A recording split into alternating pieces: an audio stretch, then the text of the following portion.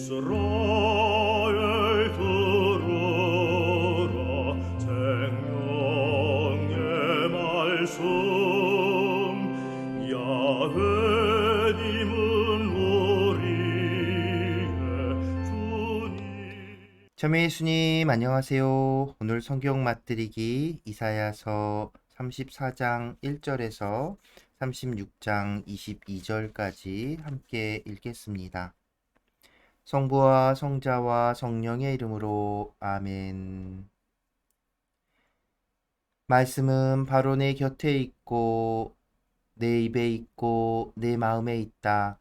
주님 성령의 빛으로 저희 눈을 여시어 주님의 길을 보게 하시고 저희 귀를 여시어 생명의 말씀을 듣게 하소서. 아멘. 성부와 성자와 성령의 이름으로 아멘.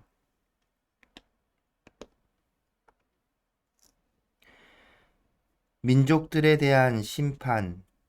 민족들아 가까이 와서 들어라. 결애들아 주의를 기울여라. 땅과 거기에 가득 찬 것들, 누리와 거기에서 자라는 모든 것들은 들어라. 주님께서 모든 민족들에게 진노하시고 그들의 모든 군대들에게 분노하시어 그들을 전멸시키기로 작정하시고 그들이 살해되도록 버려두셨다.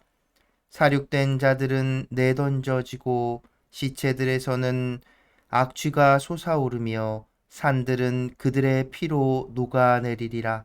하늘의 군대는 모두 없어지고 하늘은 두루마리처럼 말리며 그 군대는 모두 시들리니 포도잎이 시들듯 무화과 나무에서 열매가 시들듯 하리라.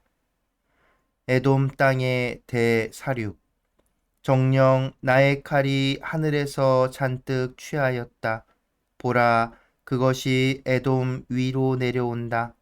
내가 심판에 붙여 전멸시키기로 작정한 민족 위로 내려온다. 주님의 칼은 피로 흥건하고 기름기로 덮여 있으며 어린 양과 순염소들의 피에 순양들의 콩팥 기름에 젖어 있다. 주님께서 보츠라에서 제사를 지내시고 에돔 땅에서 큰 살육을 집행하신다. 들소들도 함께 쓰러지고 황소들과 함께 힘센 소들도 쓰러진다. 그들의 땅은 피로 흠뻑 문들고 그들의 흙은 기름기로 덮인다. 주님께 복수의 날이요 시온의 옹호자께 응보의 해이다. 에돔의 강들은 역청으로 그 흙은 유황으로 변하고 땅은 불타는 역청이 되어 밤에도 낮에도 꺼지지 않는 아나 그 연기가 끊임없이 치솟는다. 그 땅은 대대로 폐허가 되어 영영 그곳을 지나는 이가 없으리라. 올빼미와 고슴도치가 그곳을 차지하고 부엉이와 까마귀가 거기에 살리라. 그분께서는 그 위에 혼돈의 줄을 펴시고 불모의 추를 내리시리라. 그곳에서는 귀족들에게 더 이상 왕국이 선포되지 않고 제후들도 모두 없어지리라. 궁궐에는 가시나무가 올라오고 요새에는 쐐기풀과 엉겅퀴만 무성하여 승냥이들의 소굴이 되고 타조들의 마당이 되리라. 그곳에서는 사막 짐승들이 늑대들과 만나고 염소 귀신들이 서로를 부르리라. 도깨비도 그곳에 쉬면서 안식을 얻으리라. 독사가 그곳에 깃들여 알을 낳고 제 그늘 아래 그것을 품어 부화시키리라. 거기에는 솔개들도 저마다 짝을 지어 모여들리라. 주님의 책에서 찾아 읽어보아라. 이것들 가운데 하나도 빠지지 않고 제 짝이 없는 것이 없으니 그분께서 친히 명령하시고 그분의 영이 그것들을 모으셨기 때문이다. 그분께서 그것들을 위하여 제비를 뽑으시고 손수 줄로 재어 그것들에게 나누어 주셨으니 그것들은 영원히 그 땅을 차지하고 대대로 그곳에서 살아가리라. 이스라엘의 귀향과 행복. 광야와 메마른 땅은 기뻐하여라. 사막은 즐거워하며 꽃을 피워라. 수선화처럼 활짝 피고 즐거워 뛰며 환성을 올려라. 레바논의 영광과 카르멜과 사론의 영화가 그곳에 내려 그들이 주님의 영광을, 우리 하느님의 영화를 보리라.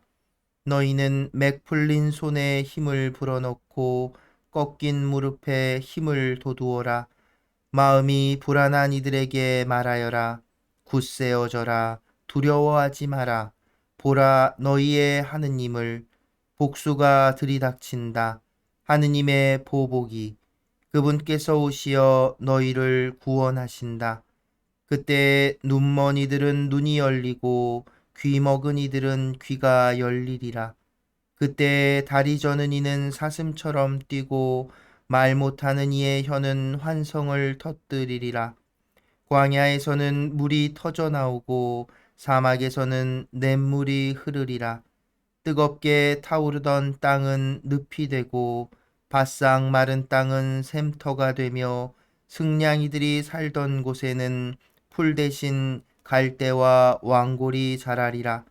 그곳에 큰 길이 생겨 거룩한 길이라 불리리니 부정한 자는 그곳을 지나지 못하리라. 그분께서 그들을 위해 앞장서 가시니 바보들도 길을 잃지 않으리라. 거기에는 사자도 없고 맹수도 들어서지 못하리라.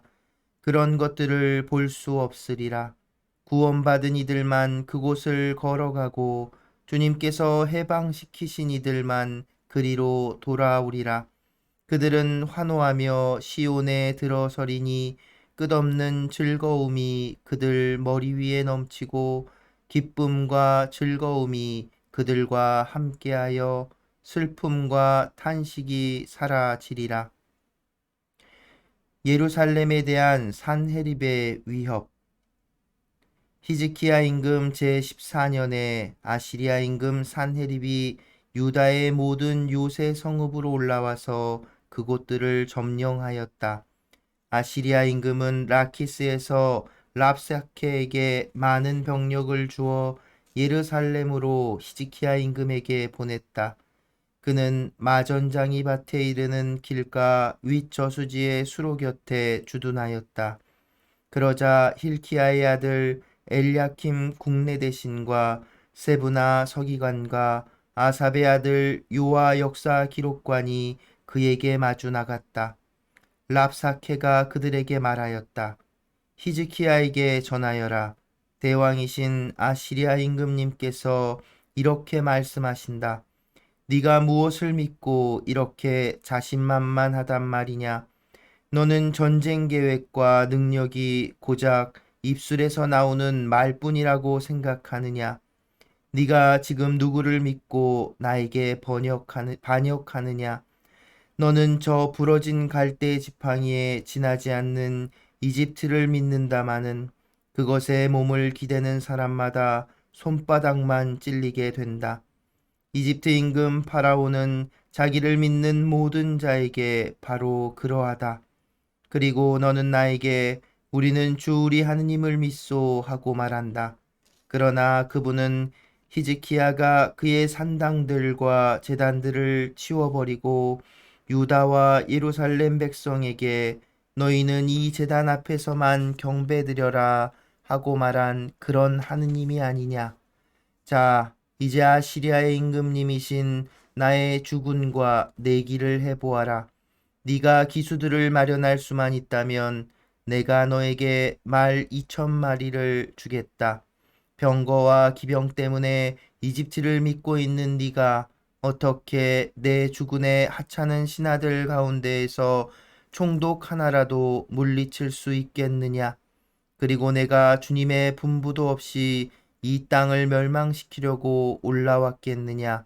바로 주님께서 나에게 저 땅으로 공격해 올라가서 그곳을 멸망시켜라 하고 분부하셨다.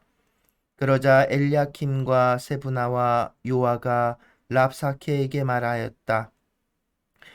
저희가 아람 말을 알아들으니 제발 이 종들에게 아람 말로 말씀해 주십시오.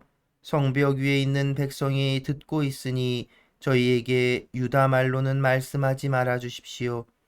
그러나 랍사케는 대답하였다.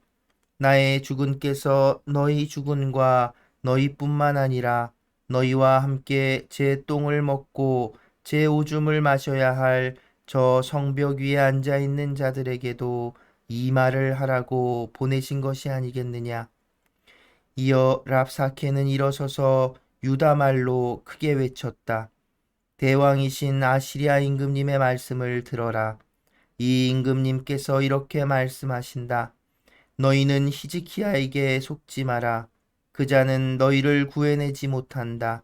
히즈키야가 주님께서 우리를 반드시 구해내신다.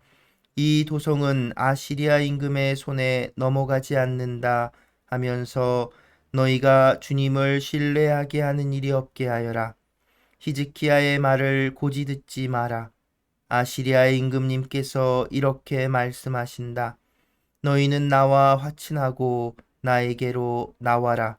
그러면 너희는 저마다 제 포도나무와 무화과 나무에서 열매를 따먹고 제 저수 동굴에서 물을 마시게 될 것이다.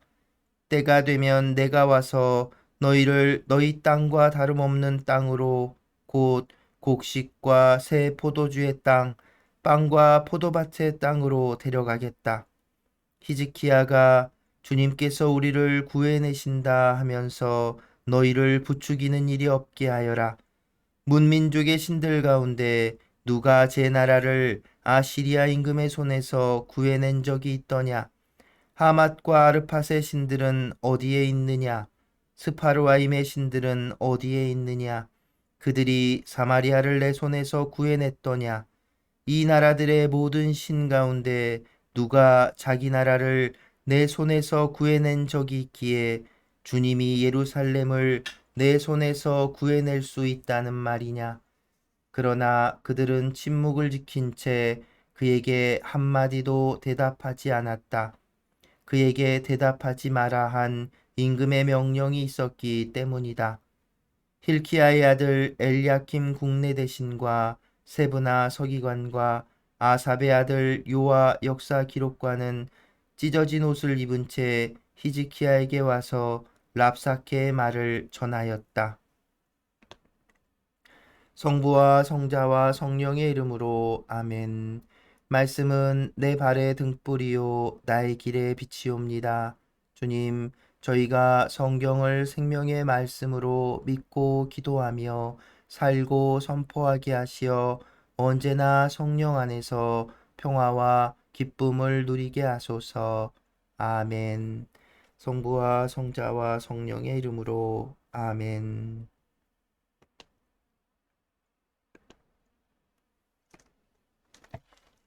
참 예수님, 네.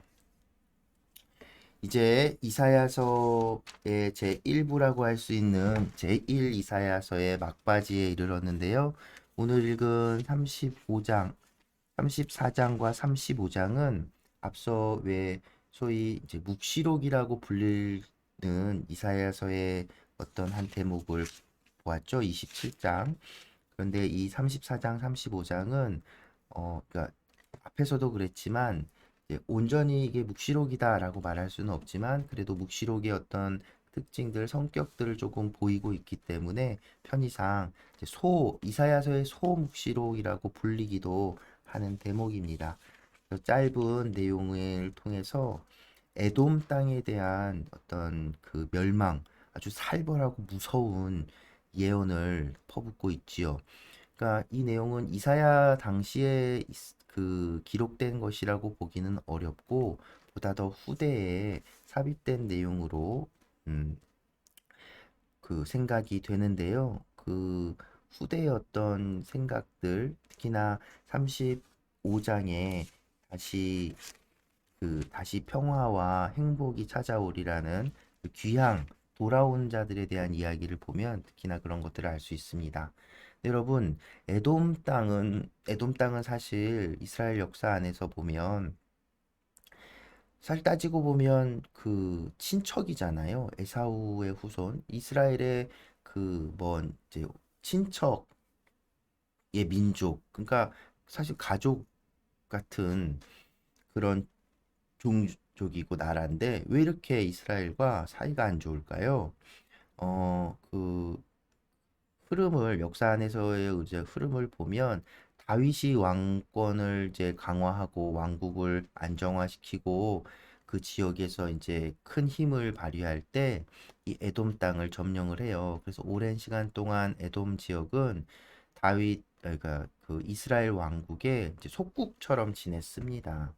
그런데 이제 이렇게 아시리아에게 패망하고 이렇게 그러니까 이스라엘 왕국이 어려움을 겪고 유배가고 이런 상황에서 에돔이 다윗 아이고 다윗이네 자꾸 다윗이래네요. 이스라엘 땅에 자기들의 어떤 세력을 키우고 이렇게 이용했던 그런 전력이 있어요. 그래서 이스라엘 사람들은 에돔을 아주 그냥 그 배은망덕한 아주 나쁜 놈들로 생각하는 겁니다. 그래서 이 대사륙이라고 제목이 붙을 정도로 완전히 전멸시키는. 근데 이게 완전히 그 새로운 이야기는 아니고 여러분들 이제 그 어디였죠? 우리가 이름이 갑자기 생각이 안 나네요. 그냥 여호수아기 이렇게 가나안 땅을 차지할 때 완전봉원이라는 개념 생각나시나요? 하느님께서 어떤 그 가나안 지역을 이렇게 그 전쟁을 치르면서 그곳에서 어떤 전리품도 갖지 말고 모두 다 싹 없애라고 했죠. 바로 그런 완전봉원, 그 무엇도 취해서는 안 되는, 그 오로지 그냥 다 전멸시켜야 하는, 그래서 온전히 하느님께 봉헌해야 하는 그런 완전 봉헌의 어떤 신학 사상이 담겨 있는 그런 예언이라고 할 수 있고요. 그래서 에돔 땅과 에돔 사람들에 대한 또 이스라엘의 그 이렇게 뿌리 깊은 이렇게 원망과 원한이 담겨 있는 예언이라고도 할 수 있겠습니다. 그럼에도 또 이 작은 구절에서도 잊지 않는 것, 어떤 멸망의 이야기로만 그치지 않아요. 다시 그것이 회복되고 이스라엘을 통해서 이스라엘을 중심으로 다시 평화와 번영이 온다는 것. 35장에는 나오는 이런 상징들, 어, 굳세어지고 두려워하지 마라. 그리고 눈먼 이들이 눈이 열리고 귀 먹은 이들의 귀가 열리고 다리 저는 이는 뛰고 말 못하는 이의 혀가 환성을 터뜨리고 광야에 물이 나오고 이런 상징들 이게 어, 이 당시 사람들이 생각할 수 있는 어떤 평화와 번영 그 하느님의 축복이 가득 찬 상황이었어요. 꼭 이런 일들이 꼭 일어난다라고 말하기보다는 그들이 생각하는 평화의 모습이 바로 이런 거예요. 아픈 이들이 병이 낫고, 그리고 그 사막의 세미막. 왜냐면 여러분 이제 또 기억해 보시면 그 성조 시대 창세기 때부터 이 물은 굉장히 중요한 것이었거든요. 적과 꿀이 흐르는 땅이라고 하지만 실제로는 물이 항상 그 귀한 이 광야 사막 지역이었기 때문에 언제나 풍요와 번영을 상징하는 데서는 물, 샘 이런 상징들이 나오게 되는 겁니다. 그래서 꼭 그 단순하게 쓰여진 그대로 그런 일들이 벌어지는 것이 아니라 어떤 평화와 축복과 번영의 모습을 이렇게 형상화한 것이라고 보시면 되겠습니다. 그러니까 참 평화가 이루어지는 하느님 나라의 표상이라고 할 수 있는 것이지요. 그렇게 34장과 35장 짧은 또 이제 소묵시록이라고 하는 또 어떤 단상 이야기 그 단편적인 이야기가 제시가 되고 그래서 문체가 완전히 바뀌죠. 36장에서는 앞에는 여태까지는 계속 그 시적인 그 문장들로 이루어졌었는데 36장부터는 갑자기 산문으로 바뀌어요. 사실은 이 36장부터 이어지는 그 내용들 36장, 37장, 또 38장 쭉 이어지는 이 39장까지의 이 마지막 부분은 열왕기 학원의 내용을 그대로 옮겨 놓은 것으로 볼 수 있습니다. 그 열왕기에서 일단 아시리아가 첫 번째 그 침공했을 때 이유를 알 수 없는 그 어떤 현상이 벌어져서 하느님의 힘으로 아시리아가 퇴각하는 일이 벌어지잖아요.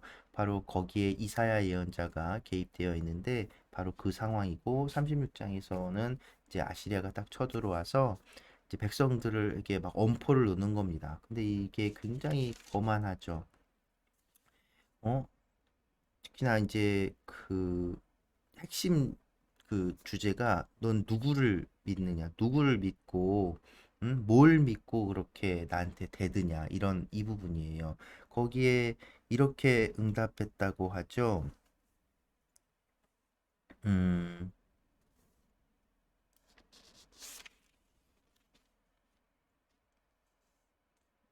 우리는 그 36장 6절 끝부분에 7절이네요. 우리는 주 우리 하느님을 믿소. 그쵸? 이게 바로 이사야 예언사가 전체를 통틀어서 전달하고 싶었던 가장 중요한 메시지.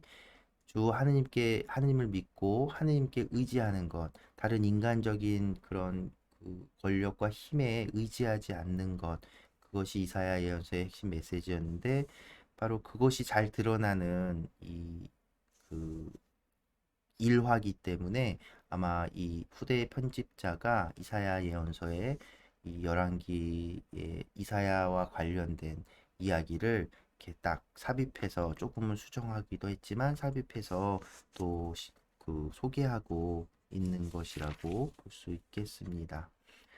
네. 그래서 뭐 이 부분은 우리가 열왕기 보면서도 이렇게 얘기를 했었고 하니까 더 자세하게 다루지는 않겠고요.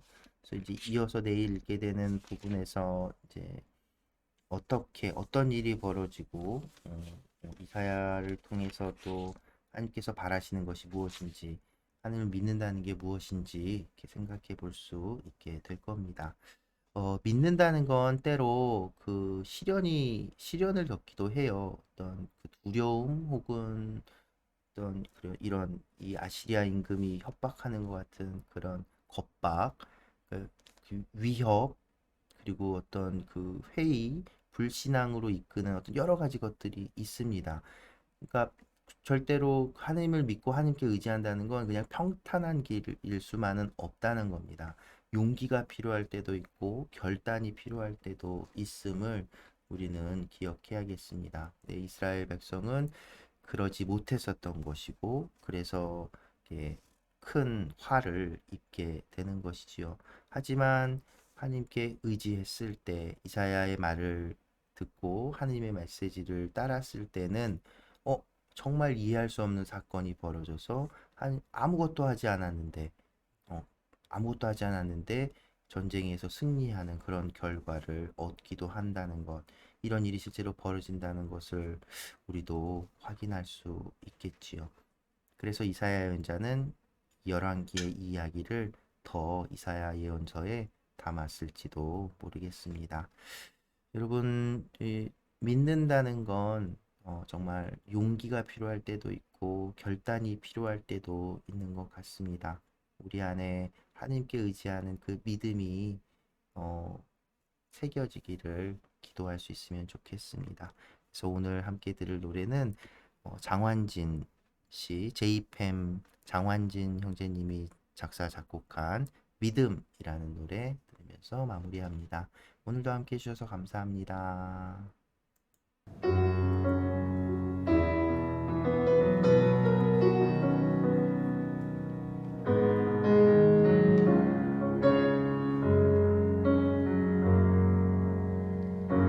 나를 뛰게 하소서 주님, 다시 바라보게 하소서. 하나님의 눈으로, 그분의 마음으로